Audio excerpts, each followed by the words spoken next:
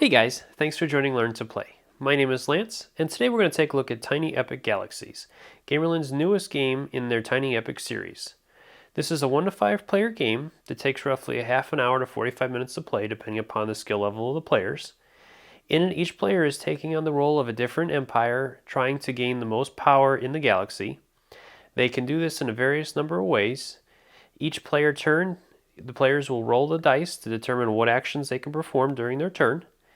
And it's a race basically to gain control over the most planets and upgrade your empire the fastest in order to reach 21 points. The first one to do this will signal the end of the game.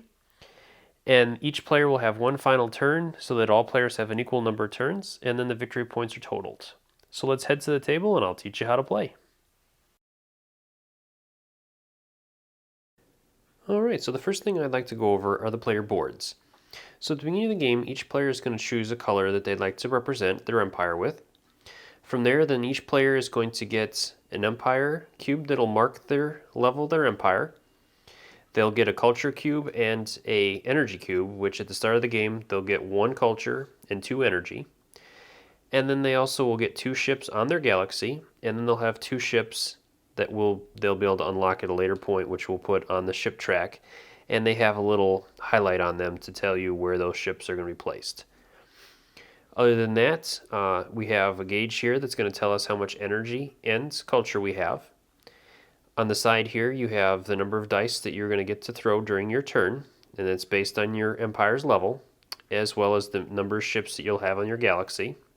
So initially, you're only going to have 2. To move up the empire track, during your turn, you'd have to roll the upgrade empire symbol, and from there then you'd have to spend 2 energy or 2 culture to move up to the next level. You cannot combine those, so you couldn't spend 1 energy and 1 culture. You have to spend one or the other, and it has to be the complete value of it. And then the last thing on the track is the amount of victory points that each level is worth. So as you work your way up your empire levels, you'll gain victory points based on that level. Alright, so let's go ahead and take a look at board setup. So the first thing you're going to do is put out the activation bay in the middle of the board where all players can reach it. From there you're going to go ahead and grab your planet deck and shuffle it up and deal out a number of planets equal to the number of players plus 2, unless you're playing a 5-player game, in which case then you're only going to add 1 additional planet for a total of 6. With us, we're only playing a 2-player game, so we have 4 planets out. From there, then go ahead and grab the secret mission deck, shuffle it up, and deal out 2 cards to each player. Each player will look at those cards and decide which one that they'd like to have as their secret mission. And then they're going to go ahead and place that underneath their board. One thing to note with the secret missions is that their victory points will not count during the game to get the player to 21. They will count after the game is concluded and will add additional victory points to the players that complete them. From there, then go ahead and determine which player is going to be the first player. You can do this in any way you choose. I usually like to roll the dice and pick a symbol, and the first player to roll that symbol will be the first one to go. But you guys can do it in any way you want. Alright, so the object of this game is to gain victory points, and it's going to be the first player to 21 victory points that's going to signal the end of the game. You can get victory points by capturing different planets, and the victory points are listed at the bottom of each planet, or by upgrading your empire. In each level you upgrade it, you're going to get more victory points based on the track on the side of the planet, or on the side of your player mat. Alright, so before we head into the player turns, the next thing I want to take a look at are the dice real quick, so you guys know what those do. So the first one is to move a ship, which will allow us to move one of our ships from our galaxy to a planet, or from a planet to a different planet, or back to our galaxy. So if we look at that, on each planet we have 2 options. We can land the ship on the planet itself, in which case then we'd activate that planet's special ability immediately, or we can try to colonize the planet by moving it onto the colonized track at the beginning of the planet. You cannot have more than 1 ship on the planet itself or the colonized track. You are allowed to have a ship on both spaces. You cannot move a ship from the colonized track to the planet, or from the planet to a colonized track. You must move it from a planet to a different planet, or colonized track to a different colonized track. The next dice we're going to look at is Advanced Economy and Advanced Diplomacy. With those dice, if you have ships that are on colonizing tracks, you're allowed to move that one ship, one space for each of those dice you spend. So right now we'd have 2 ships on the diplomacy. So if we spend this, we can move one of our ships one space, whichever ship we choose. If we reach the end of the track, then we would colonize that planet and remove it from the selection and add it to the bottom of our card so that it lines up with our other actions that we can do. And then we would flip over a new planet to take its space. Next we have the culture and energy dice. So when you spend those dice, each ship that you have in a space that matches their symbol, which can be your galaxy or one of the planets that's out there. So for example, if we would have a ship on these 2 spaces and we spent a culture dice, we would receive 2 culture, since we have 2 ships on a planet that produces culture. And the same thing would go for energy. If we had a ship on a planet in one of our galaxies, since our galaxy produces energy as well, we would be able to move our energy track up 2 spaces. And this applies for each of your ships that you have. So the more ships you have out, the more you can get of resources.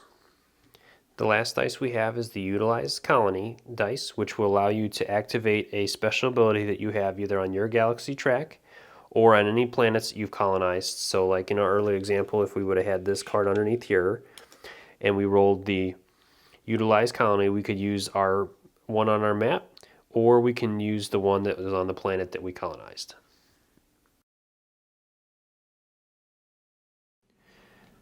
Alright, so let's go ahead and take a look at a player's turn now.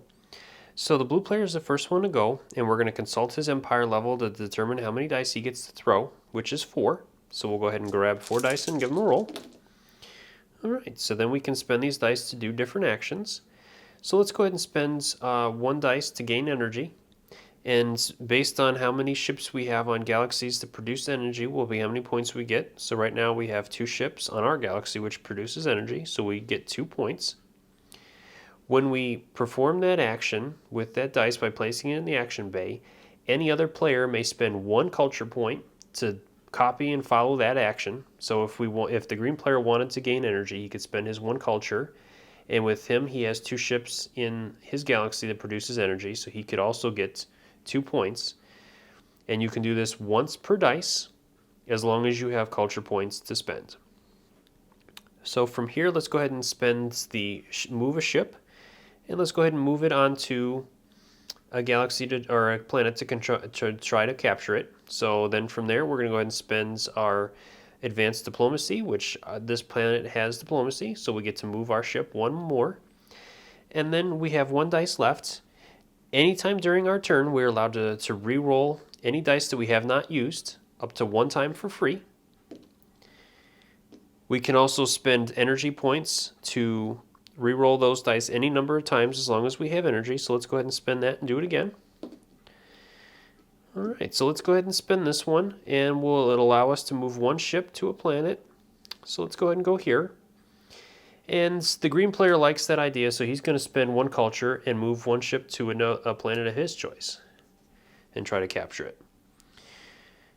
Now, he could also have landed on that planet if he wanted to, or he could have moved the ship off the planet back to his galaxy. It doesn't have to be the same thing that we do. It just has to be an action or performing what that particular dice is.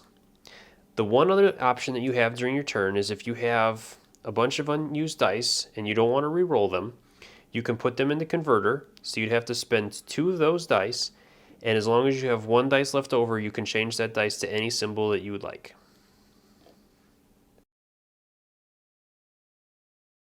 Alright, so this is going to continue going back and forth from player to player until one player has reached 21 experience points. When they do that, then all the players will get 1 final turn as long as all players have had an equal number of turns. And then you would go ahead and reveal your secret mission cards.